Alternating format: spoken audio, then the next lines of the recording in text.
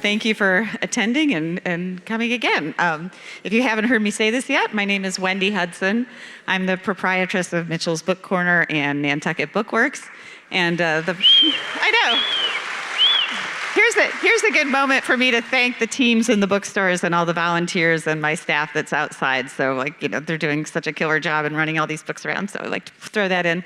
I am also the co-founder of Cisco Brewers, which will come up in conversation, and of this Nantucket Book Festival. So 15 years, we're very, very proud. As you all know, we like to take every opportunity to thank our donors, the Methodist Church for hosting us, and our top donors, Richie Battle, Randy and Lisa Cohn, Ellen and Linwood Dame, Elizabeth Galvin, Mary and Robert Haft, Adam and Ramona Nee, Nancy, Stephen and Alan Schwartz, Beth Wilkinson and David Gregory, and our top sponsors, the White Elephant with our dear board member Jill Karp, and the Boston Globe with our dear board member Linda Henry. And I have one more sponsor I need to mention this session, which is Libro FM, and I'm going to say slightly more about that, but Libro is the audiobook alternative to Audible. Independent alternative, that is. And I mention it because I listened to Isaac's book on Libro, so I get to hear his voice. It's my favorite thing to listen to autobiographies read by the author. So we'll shout out to Libro for their participation this year. For every purchase that you make, you can get a free audiobook, a little card code thing that we have in both bookstores and out on the table. So we haven't mentioned that yet, and I wanted to toss it in. It's a good moment to do so. Okay. I have the absolute pleasure today to get to hang out with one of my new favorite people, Isaac Fitzgerald.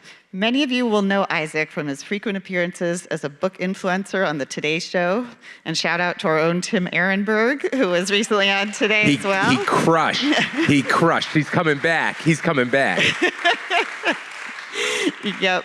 And Isaac also does a lot of writing in magazines such as, publications such as the New York Times, The Atlantic, Esquire, GQ, and the list goes on. But for our purposes, Isaac is the New York Times bestselling author of Dirtbag, Massachusetts, a confessional. And just recently, fresh on our shelves, his latest New York Times bestseller, American Rambler.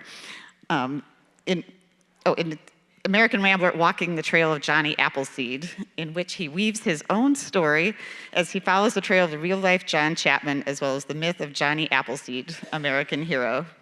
Both memoirs are incredible reads, so heavy and so funny, and sometimes pretty outrageous, but they break your heart and put it together, again, better than it started. I highly recommend reading both books for the full story. Isaac awesomely also wrote a picture book for children, How to Be a Pirate. I should have had it in my hand.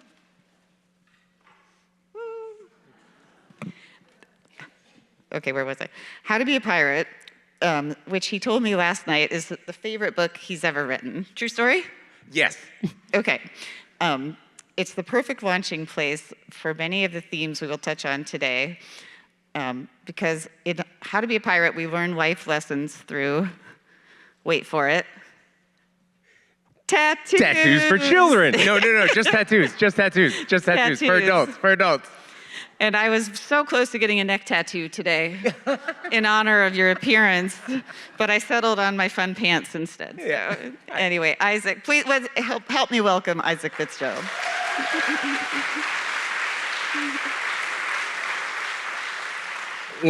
Wendy, thank you so much for that wonderful introduction. I'm just going to say it one more time. Can we just have a round of applause for the volunteers, the booksellers, everyone who does so much work to make this happen? This is such a wonderful festival. I go to a lot of these, and I just need to say this one has been so welcoming, so warm. I'm really, really pleased to be here on Nantucket. So thank you for having me. Thank you, Wendy. We are so psyched to have you. And I did want to just say, not that many people on Nantucket wander around the cobblestones with quite so many tattoos. And I want to just give a little bit of the thing. So Cece is a little girl who wants to be a pirate to play with the boys, but they won't let her. And so there's a sexy grandpa. That was the working title for a long time. Yeah. It was a very handsome I wanted a frumpier grandpa, but the illustrator had a very, very attractive grandpa, and we went with that one. If you were closer, we'd do like the story time, but that's a little tough. But like the lessons learned through the ship is bravery. So I wore my ship because I've never done an interview in my 15 years of this book festival, but here I am bravely. That's amazing. Yeah, Come on, well, give it up for Wendy. We'll chalk that up. Thank you. It's so far so good. You're crushing. You've said nothing but nice things about me. I love it. But we met in Pittsburgh and bonded quickly over several books that we love, like Wright Thompson or J.R. Tenderbar. I already mentioned that. And when I said I have a brewery and he was ordering a whiskey. I think we were at the bar. Shocker. And he was going to say, I'm like, hey, I got a bookstore and a distillery and a book festival. It's like, I'm coming. I'm like, okay, I got to run it by the board, but we made the magic happen. And I will say this just today. I want to say another very lovely thing about Nantucket, which is shout out to your sidewalks. I am a really big walker, and not everywhere has sidewalks. And so when I looked up Cisco Brewery, I realized it was about an hour away, and I figured I'd be walking on the side of the road. And I was so pleasantly surprised to find that I had a sidewalk, or a bike lane, let's be real, it's probably more of the bike lane, but they rang their bells and I stepped to the side. I followed the rules. And I was able to walk there. And so I got my 20,000 steps in already today, and it was a wonderful place. So what a wonderful space that you've created. Well, phenomenal. I mean, one thing that I know that we'll touch on I guess we are now, but bookstores as well as breweries are just such a place of community, and that's why both of these parts of my life and my Gemini self work. And you've been a bookseller, you've been a bartender. I wondered if you want to compare those things a little bit, or what do you think? Well, absolutely. I would also work into that churches, especially that we're in a church. And it's bothering me that I'm wearing my hat inside. I want you to know that. But if I take it off, my hair is atrocious. And I didn't think that through today, that I'd be in a church with a hat on. But I genuinely love places of community. And that's a great place to start. Because American Rambler is a book that is very much about walking away from isolation and towards community. The idea for the book first started when I was walking 20,000 steps a day during COVID. I was just walking around constantly in New York City. And it allowed me to get out of my apartment, to get out of the isolation that I had been experiencing. I was living alone for a real long time. And so I wrote a piece for The Guardian, and it got the biggest response to anything I'd ever written before. And when I was thinking about, Dirtbag then comes out, it got a much wider reception and more welcoming reception than I thought it was going to. And so I was sitting with my then girlfriend, now wife, and she said, what's the next book gonna be about? And I said, well, there's a bar that I worked at. See, trust me, I meander, but I'm gonna get to the question. There's a bar that I used to work at, and a murder took place there, and it's unsolved. And she said, yeah, I know that, because you wrote about it in the first book. And I said, yeah, but what if I did that, but longer? And she said, what about this walking thing? What about this? Don't get me wrong, you want to go back to San Francisco and lionize this bar that you used to work at that basically nobody in the country has heard of. Go nuts. But if you want to maybe write a book that might connect with a larger audience, everyone walks. That's why you got such a strong reaction to that piece. You love the ritual of walking. You love the repetition of walking. What is it about walking? What draws you to it? Is there something you think there? Is there a walker in history that you admire? And without instantaneously, I said, Johnny Appleseed. And she said right back, that's not a real guy. And I got to do every man's favorite thing in the world, which is go, actually, because I was raised near Leominster, Massachusetts, where the real guy was born, and his name was John Chapman, and I launched into talking to her about that. We then looked him up. It turns out he also had a very interesting connection with faith. And another thing that had happened during COVID was I was walking all of these steps all the time, and then I was doing this other thing, which was what I called at the time talking to the sky, because I couldn't admit that faith had come back into my life. I was praying. And there's two things that my parents are obsessed about when they raised me. They were obsessed with walking, and they were obsessed with praying. And I'd spent my whole life trying to push away from my childhood. I'm different than this. And yet here I was, Dirtbag, Massachusetts, coming of age story. American Rambler, coming of middle-age story.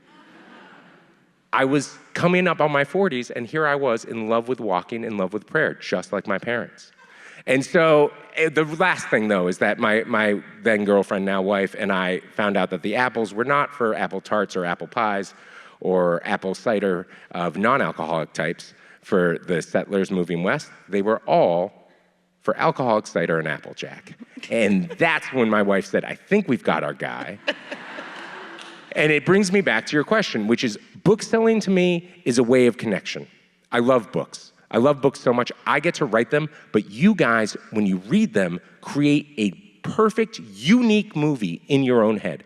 I describe a bar in a book. You're not picturing, no matter how good a job I do describing it, you're not picturing some bar that I'm perfectly describing. You're pulling a bar from your own memory.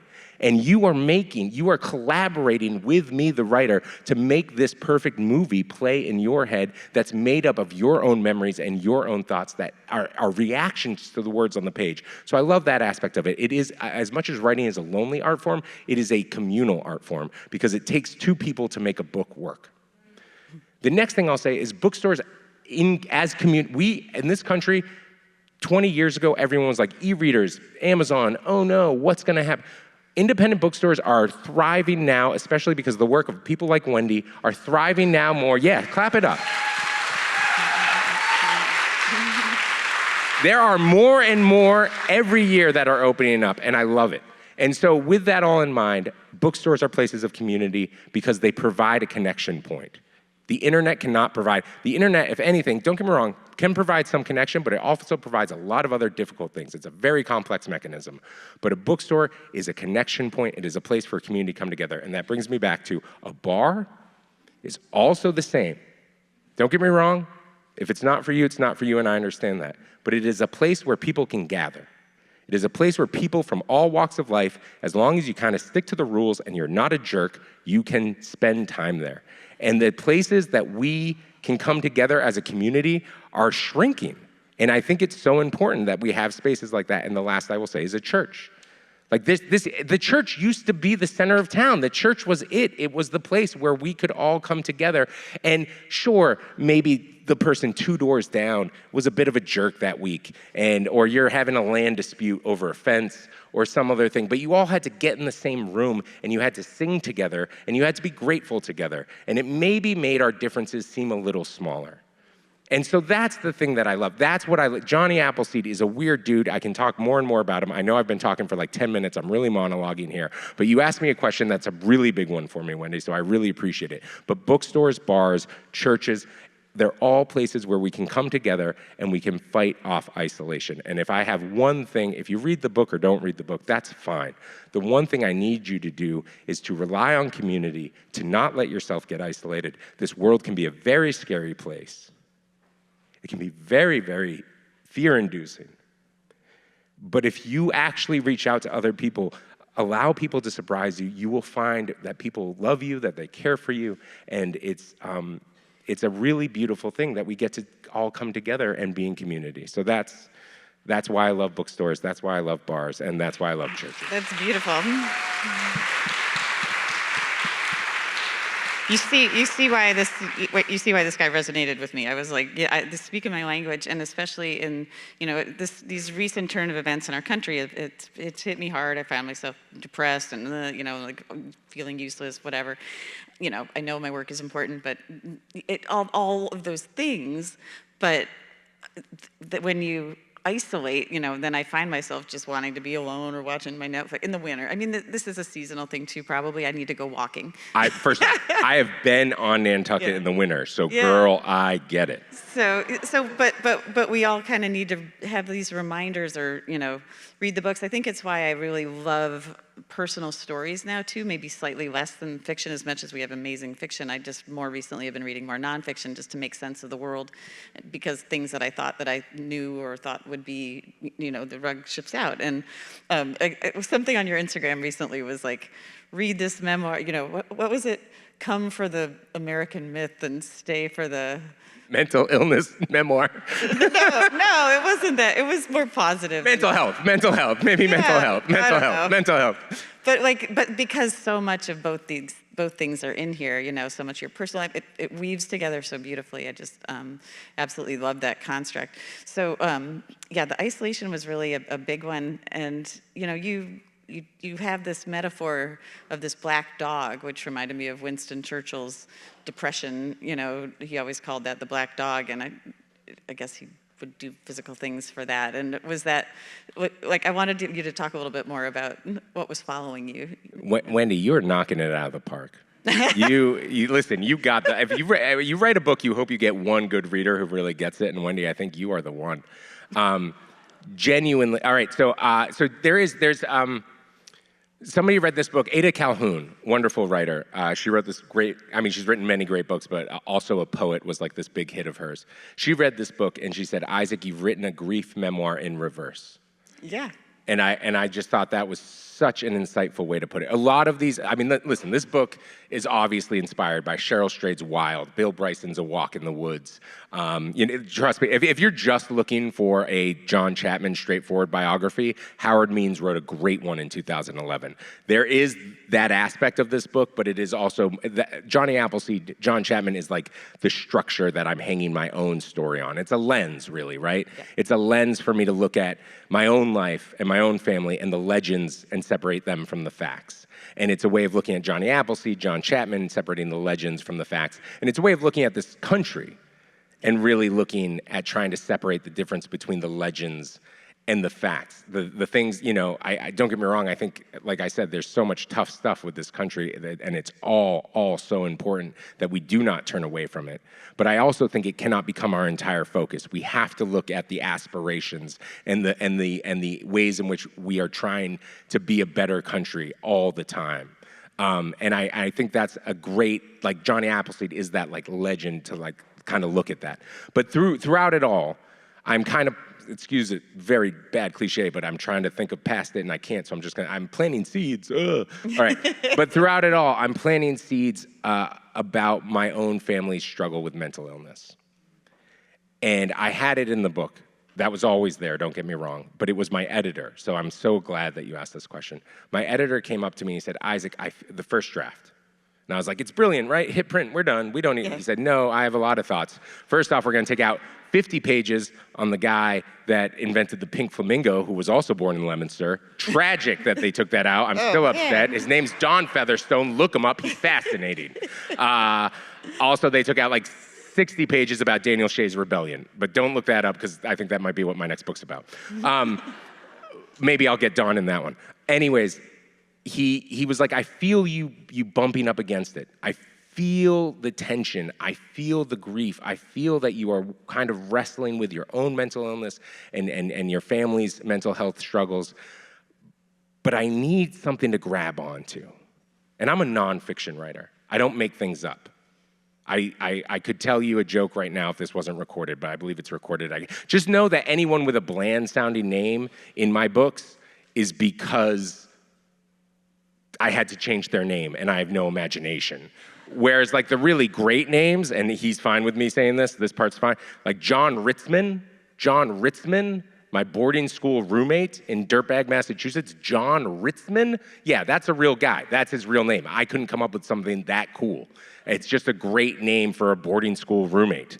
But yeah, my best friend being named Connor, he has a better name than that. Anyways, I don't invent things. And my editor said, I want you to play around with the idea of giving your grief, giving your fear, giving your struggle some kind of physicality.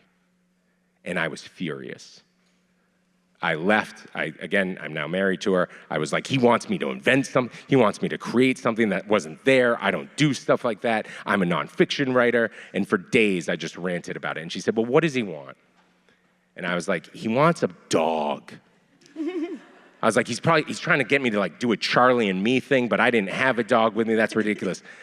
And she's like, Isaac, the Black Dog of Grief is like a giant literary thing. Like you read books, you know this.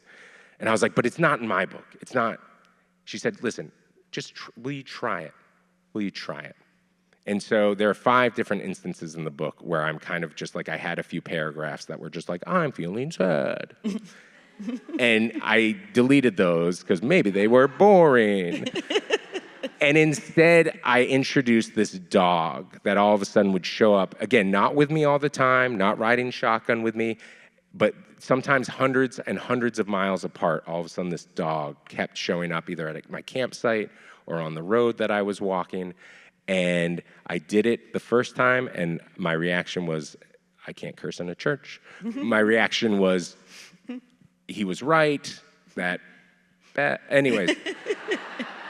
And then I wrote it 4 more times, and I'm so happy that struck you, Wendy, because it was a really effective structure. It was a late addition, yeah. I love the grief thing in reverse because, it isn't totally. There's sadness at the end, but it's a hopeful movement, even though you're sort of unrecognized challenges. I alluded, one other thing that I really love about this is you were going to Ohio, which I happen to be from Ohio, and Indiana, it's sort of the heart of the country, Ohio, the heart of it all, you say, it's the slogan, but it's also like you're going to the heartland, it's like you're going in there. So I think the other piece, there are a few other things that are going, or I don't know, books, but in this fractured time or whatever, and then being able to meet people. This guy, my mom and I had a little couple drinks last night with Isaac, as one does, and a few small beers. Yeah, but the point there is only that everyone we met, every server in this town or whoever we crossed paths with, whether it was their tattoo or we were chatting about, it's like conversation and just like boom, you have that gift, which as I said, the quick ticket with a beer helps, but that to be able to travel in this country and to meet people and to connect with them, it's just, I wish there were 100,000 of yous, I don't know, people from New York City going and first a lot of distrust, and then am I putting words in your mouth? No, you're absolutely, listen, I want to say this. When I set out with no agenda. I did not know what the book was going to be. My father put it best. You're going to get shot. Yeah. I wondered if it was part of the intent or just... Well, not to get shot. To get shot. I would have sold some books. But no, I set out to see the country at eye level. Garnett Cadogan, who I never can remember, epitaph or epigraph, I apologize. Not the gravestone, front of a book, the quote. He talks about moving through the world at a human pace. And that was my one rule for myself. That was my one thing that I set out with intent to do, was move through the world at a human pace and see what happens. So I saw the country at an eye level. My father obviously had preconceived notions. But what I found was so much hospitality, so much kindness. Don't get me wrong, there are jerks everywhere. And don't get me wrong, a couple of people thought I was a cop. But I found so much kindness, so much generosity, so much hospitality. John Chapman himself never had a home address. And just for the record, I grew up unhoused. I grew up in Boston. My parents were members of the Catholic Worker. So I grew up around this place called Haley House, and then we lived in basically like kind of a halfway house called John Larry House. And if you're part of the Catholic Worker, you know Dorothy Day or any of that mission. I mean, I think some people in this room probably even know my parents. But obviously part of this for me was wrestling with that, wrestling with the fear that I've had my whole life about that I might find myself yet again in that position. And it's almost like I walk up to that line to prove to myself that I could still be okay. And part of that was that John Chapman himself didn't have a home address anywhere. But what he did have, again, it's about juxtaposition. It's one of the things I love to write about, juxtaposition. He was very isolated. He lived alone. He walked around alone. He would live in the woods sometimes. But then he would also proselytize, and he would live on he would crash on their floors. And he had strangers that eventually, because he would kind of walk in these seasonal circles, would eventually become friends. And so that was another rule I had for myself, was that I could only crash on a friend's floor or a stranger's floor. And that forced me to get out and meet people. And I don't want to say I was surprised, because I am an optimistic person, but my heart was buoyed by the number of not jerks that I met out in the country and by the number of people who are willing to just hang out with me and have a conversation with me, even if they didn't quite get my whole deal, which is totally understandable. It's a weird deal to be like, by the way, I'm chasing the ghost of an American saint. Are you writing a book about it? Kind of trying to. I don't know what's going on. There's going to be a made-up black dog at some point. So that was something that I really like unfolded for me as I lived the book. So then I got really excited to write that. The fact, again, I didn't go in with this preconceived notion, but once I realized that this was going to be, to use your, like, it is a hopeful book. It is a happy book. It is a joyful book. If you'll allow me one, I know I'm monologuing here, but like, so my mom read Dirtbag, Massachusetts. Before it came out, I sent a copy to both my parents. But I sent it to them after I could make edits on it. And I'm really, really lucky because my parents are book people. I mean, I'm from Massachusetts. Massachusetts is a book place. And so even when we had nothing, they had these milk crates full of books that we would take from place to place. They were huge readers. They were incredibly smart. My dad immediately wrote me back a letter that said, I'm good, kid. Probably shouldn't have given you so much Bukowski to read when you were a child. Which is a true sentence. That is a true sentence. He probably shouldn't have. I'll see you at Thanksgiving. No harm, no foul, basically. My mother, though, a very insightful person, but she, again, because she loved books, she understood the truth is a block of wood. The statue that she would carve out of that block of wood and the statue that I carve out of that block of wood are very, very different things. And she understood that, which is a gift, a giant gift. And she said two things in that letter. She started with, I'm so sorry, which I didn't know, I'd been waiting to hear. And she said, I had no idea you were carrying this, which told me what a good job I had done of hiding it from her. And she wrote some other really beautiful, heartfelt things. But like in paragraph 3 was, what about all the camping? What about all the canoeing trips? And that's what this book is. This book is an ode, again, just like I think our country is more interesting if you look at it as a three-dimensional thing, not just good or bad, but a very complex thing. Just my family is a very complex thing. And I recognize this was like the hits of the worst moments of my childhood. And I say that in Dirtbag. It's a line in Dirtbag. How would you feel if somebody took the worst decisions you ever made 25 years ago and put them in a book? This is giving my family three-dimensionality. That's how this project started. That's something that I did start from the beginning. That is not something that I found on the road. I knew my intention was to answer my mother's question, what about all the canoeing, what about all the camping trip? Now, to end on a fun note, you should know that 2 days later, she is still a mom. She did write me a follow-up email that was like, here are 300 things we could change if you still have time. But we did it. Dirtbag New England was thrown around. We should say the opening line of Dirtbag Massachusetts is, my parents were married when they had me, just to different people. That is correct. My parents were married when they had me, just to different people. Sort of sets you up. But, it sets you up with the thing. So and I want to be clear, these are very standalone books. These are very standalone books. But as Wendy said, you read them together, you get the full story. They are very much in communication with each other.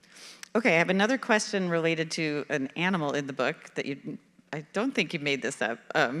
There's a scene where you're camping outside and you wake up and you've been thinking a lot about like the country, et cetera, and there's a bald eagle. Can you say that? Wendy, you were like asking me all my dream questions. I will show you on my phone. I will show you on my phone the photograph of that eagle. Oh, cool. And so you are one of two. This isn't a metaphor. No, I mean, eagle, it is. The eagle is not a metaphor. I walk. So one thing you should know about John Chapman, and you'll learn a bunch about him in the book. But what put him on the map when he was still alive, what gave him fame that then gets Disneyfied, and he basically becomes like the Mickey Mouse of Western expansion long after his death. He gets lionized, he gets put up on a pedestal. But the thing that put him on the map when he was still alive is he was the Paul Revere of the War of 1812. There was an attack happening in Mansfield, Ohio, and he volunteered to walk/run from Mansfield to Mount Vernon, Ohio, where there was a fort and soldiers, and bring them back the following day. It was over 30 miles down and 30 miles back. And so at the end of the book, because I'm going to be very real with you guys. I do buy a vehicle. It's a coming-of-age, middle-aged book, like I said. I tried to buy a Corvette. Luckily, I got talked out of that. Whatever, it's a scene in the book, you'll see. But what you should know is that when they put walking on the cover, I was kind of like, that works, in that this is a book that's also kind of about BS. Because I walk/drive the trail of Johnny Appleseed would be the best way to put it. And that's for the benefit of you, the reader, by the way, because as Bill Bryson, who was going to walk the whole Appalachian Trail halfway through, if you actually read that book cover to cover, he decides to quit and just kind of drive to some locations. Again, it's a time-honored literary tradition when I did the same.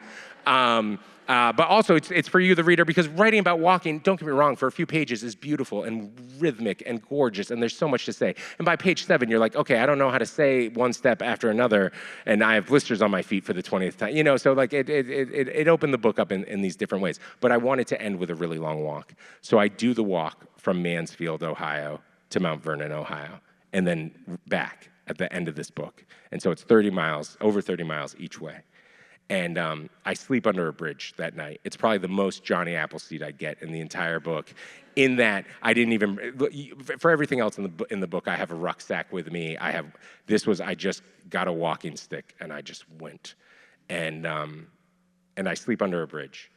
And I wake up the next morning, and this is, so I've been asked this question one other time, so I get to share. I don't need to pick up the book and do this, but I read the passage aloud.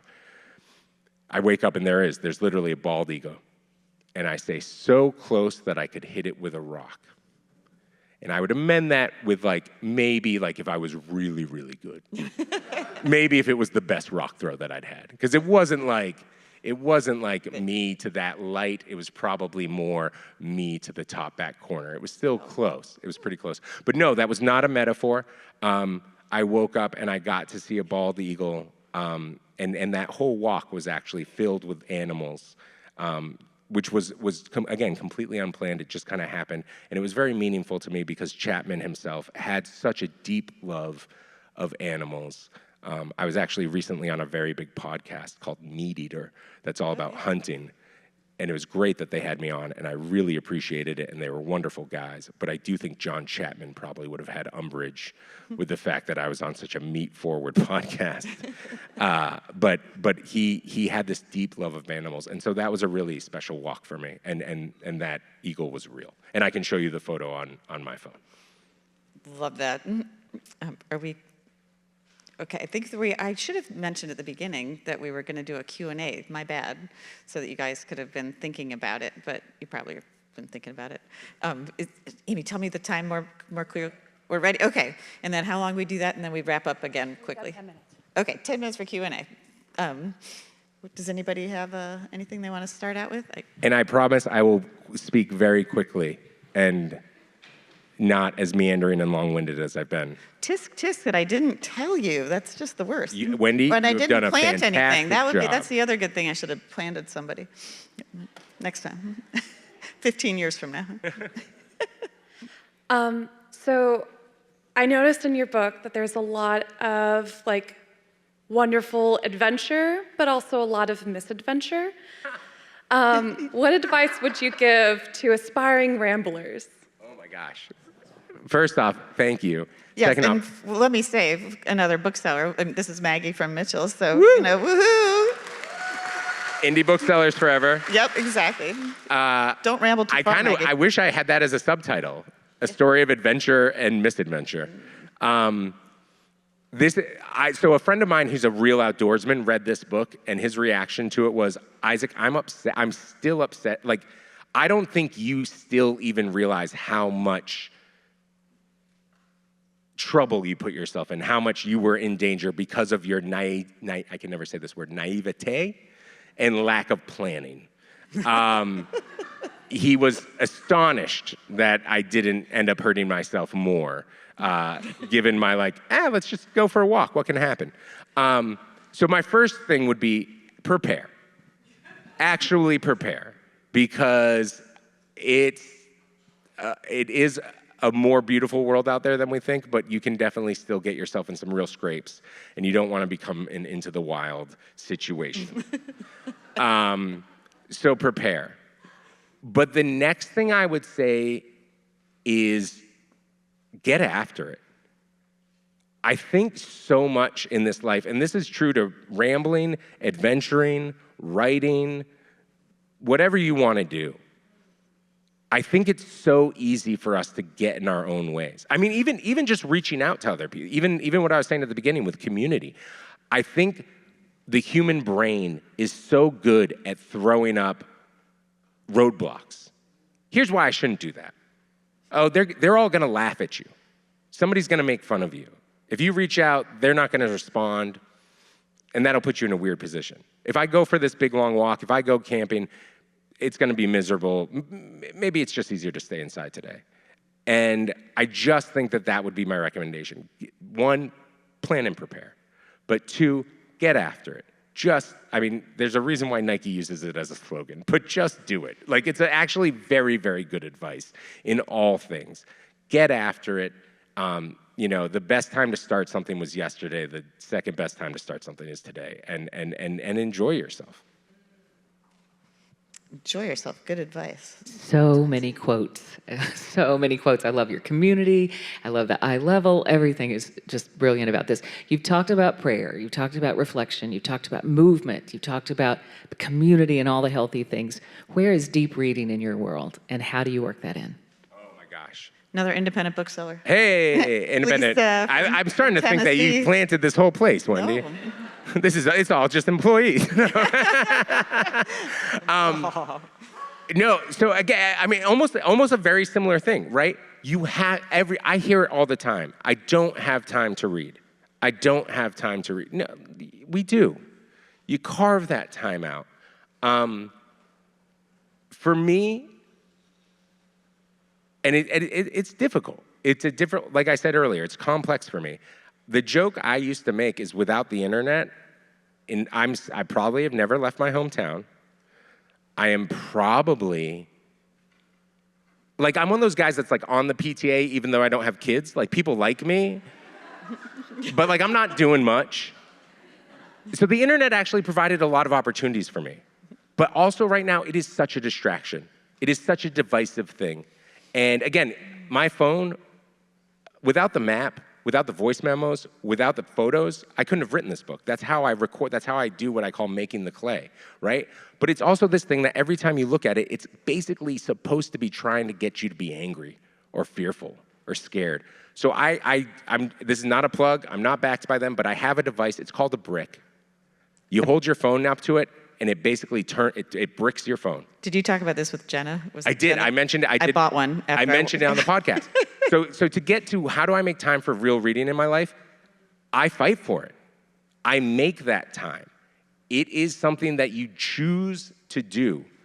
Choose to grab the book and put it in your bag when you go out into the world. And then when you're sitting somewhere, choose to read that book instead of looking at your phone. When you're sitting in your home, if you don't want to get a brick, that's fine. Just another thing I used to have was just a box in another room. And I would put it was just like a nice little wooden, I would just put the phone in the box, close, boom. Phone is gone now. It is time to sit. It is time to read. Reading will, I swear to God, give you health benefits. I'm not a doctor, don't fact check me on that. But I swear to God, it lowers my blood pressure. I swear to God, it makes me a better, more empathetic person. Whenever I take time to read, and whenever I take time to walk, and whenever I take time to pray, I know that I am a better person because of it. And so treat it like that. It is a health benefit. The same way you go for your daily walk, or the same way you go to the gym, or the same way you are trying to take care of your body, make time to take care of your brain. And that really, really can come from deep reading. Well said.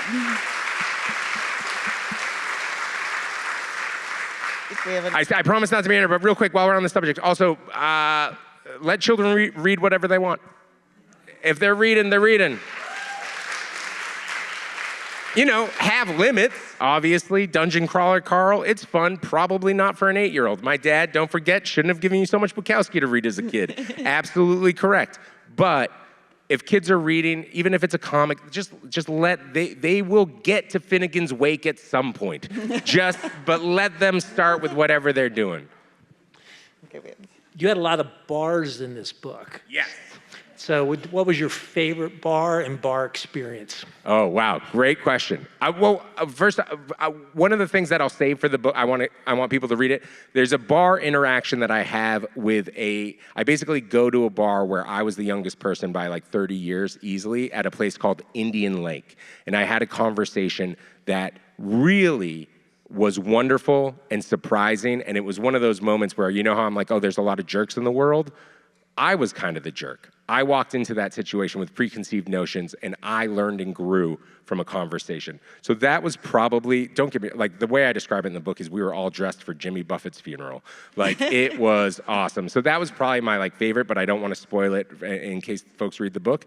But overall, I will say that scene actually was a late addition too, because I was like, God, if I pulled over and found a bar one more time, this is a problem. The first line of the book is, I've been drinking a bit less and praying a lot more than I used to. And I was like, by the end of it, I don't know what a bit less means, but we are, ooh. But out of all of them, I genuinely loved Cronies in Warren, Pennsylvania. Cronies in Warren, Pennsylvania was just a true down and dirty community dive where when I walked in, I swear I was probably the first new person to walk in that place in over a decade. Like that is, no, not to give it away, but that is where immediately somebody goes, are you a cop? Like, what are you doing here? And did I love that it was a one-eyed bartender so that all of a sudden people will make, oh, did you do that because of Odysseus? Like, nope, the dude just had one eye. I wasn't, that's just what it was. Of course, I loved the literary beauty of that for sure. But what I really loved was, again, you could tell that these people came together despite their differences, and they just danced together on a pretty regular basis, and I think they were all better people for it, and that's what I loved about it. That is awesome. I have just like a little bit of a wrap up, I think. Are we timing good? Did I read you right? Okay, perfect. Sorry I talk so much. No, it's excellent. So we've touched on the themes of the sexy grandpa tattoos. So the first one was bravery. You were so brave in both these books to tell everything you told. It's unbelievable, and I just have to feel.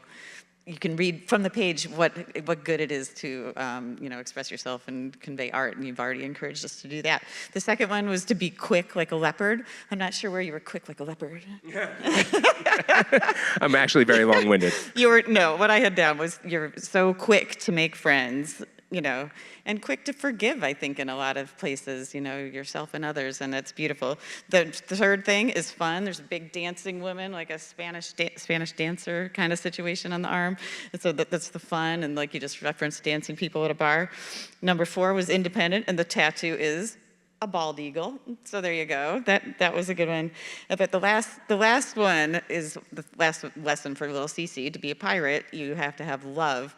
And her grandpa has a big heart, a heart on his heart tattoo that says Cece. So another thing in your book is a bartender that you met who gets tattoos for everybody. Like he's got like 1 million. He bought himself a tattoo gun. That's right. Don't tell my daughter this is a thing, because she'll. But so he has all these things on it, kind of like my pants, is it sort of? And so he says he will get a tattoo for Isaac in honor of him. So when he comes back, and he got a bottle of hooch. Yeah, a bottle of hooch. Yeah. No, because he'd already had an apple. To be fair to me, he wanted to get an apple, but he already did it. Yeah. But what I was and I'll never get a tattoo, but if I did get a tattoo and you came back to the Nantucket Book Festival and I had a little tattoo of a book on my heart, it would be because of all of this. Oh my God, thank you, Wendy. Isaac. Yay. And that's it, thank you everybody. Oh, Isaac will be signing books outside.